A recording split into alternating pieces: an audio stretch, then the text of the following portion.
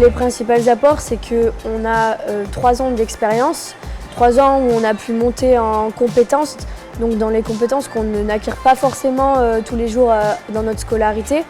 En fait, vu qu'on a été en école et en entreprise, on a appris la théorie avec l'école et la pratique avec l'entreprise.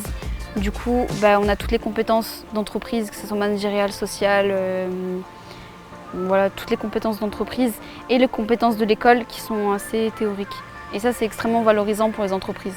Pour moi, l'apprentissage, ça permet d'apporter une expérience professionnelle déjà. Je pense que c'est le fait d'avoir pratiqué le boulot avant de commencer. On te donne les responsabilités d'un ingénieur, ou en tout cas, on te fait un peu voir quelles vont être tes responsabilités quand tu vas être ingénieur. Et en fait, c'est à ce moment-là que je me suis dit, en fait, je peux le faire. Et ça va être surtout pour la partie management où on va, je pense, avoir un véritable atout puisque pendant 3 ans, on va travailler avec une équipe et puis parfois être amené à gérer un projet et une équipe projet.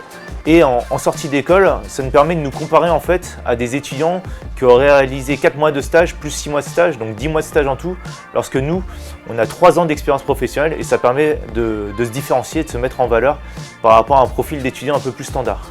Et puis une aisance du coup avec le monde du travail liée à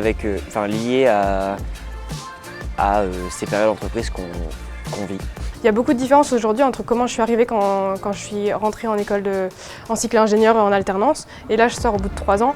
Je pense que j'ai pris aussi en maturité, en capacité de réflexion. Donc tout ça, ça s'apprend sur le tas. Et ça me permet de me dire, je dis, ok, je suis capable de le faire.